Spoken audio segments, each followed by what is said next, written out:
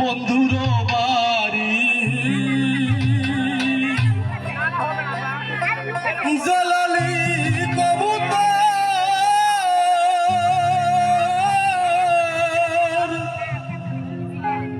আমার বাড়ি আসে রে।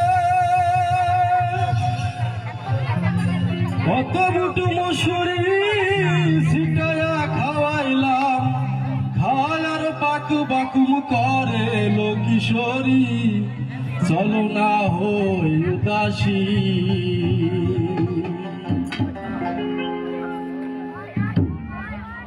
আমার মোহন না চাই